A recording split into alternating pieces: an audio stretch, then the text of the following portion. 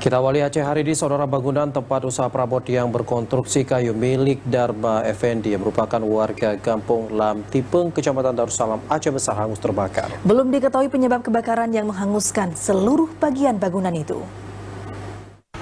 Bangunan tempat usaha perabot yang berkonstruksi kayu milik Darma Effendi di Kampung Lam Tipeng, Kecamatan Darussalam, Aceh Besar hangus terbakar.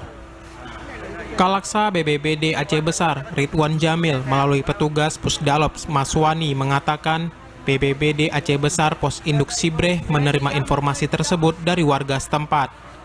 Menerima informasi ini, petugas piket pemadam BPBD Aceh Besar mengerahkan 4 unit armada pemadam kebakaran ke lokasi kejadian, serta 1 unit armada pemadam kebakaran DPKP Kota Banda Aceh.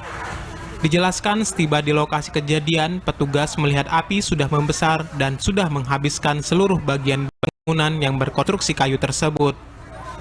Petugas pun langsung melakukan blokade api agar tidak merambat dan meluas ke bagian bangunan warga lain yang berada di sekitar bangunan ini.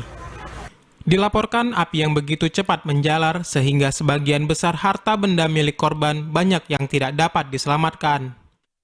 Sementara usaha pemadaman dan pendinginan baru selesai dilakukan sekitar pukul 15:10 waktu Indonesia Barat.